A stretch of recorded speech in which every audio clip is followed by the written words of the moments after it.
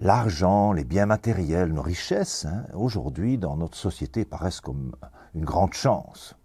Dans la Bible, elles sont plutôt décrites comme un risque, un danger, peut-être même une malédiction. Une des citations les plus célèbres de Jésus, « Il est plus facile à un chameau de passer par le trou d'une aiguille qu'à un riche d'entrer dans le royaume de Dieu. » Waouh! Eh bien, figurez-vous, j'ai trouvé un petit verset qui nous dit comment transformer ce danger des richesses en bénédiction. Le temps d'un café, et je vous le dévoile.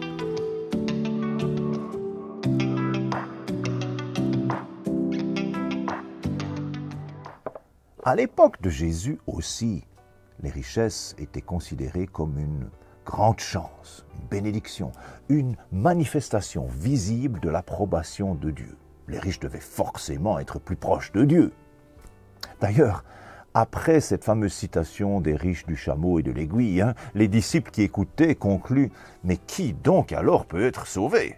Si ce n'est pas les riches, bon. » Bon, on sait que la Bible nous raconte des histoires de personnages très proches de Dieu et très riches, en commençant par Abraham, ses descendants, certains rois dans l'Ancien Testament et même dans le Nouveau Testament.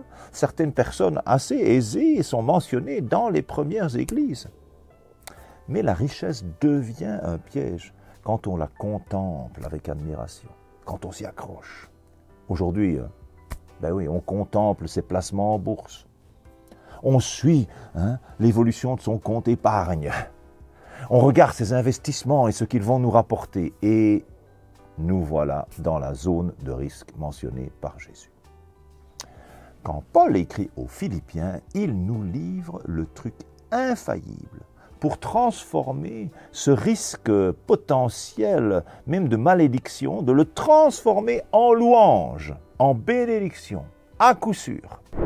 Voilà ce qu'il écrit au chapitre 4 de son épître aux Philippiens. « J'atteste par cette lettre avoir reçu tous vos dons, et je suis dans l'abondance.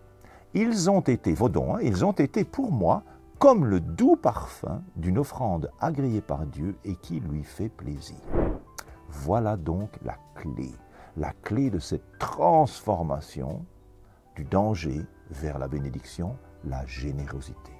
La générosité, c'est presque une baguette magique qui transforme nos richesses, le danger des richesses, en une offrande à Dieu qui lui fait plaisir. Et ainsi, nous évitons tout risque de malédiction. Alors, comment vais-je transformer mes richesses dangereuses en bénédiction ? Comment vais-je être généreux cette semaine ?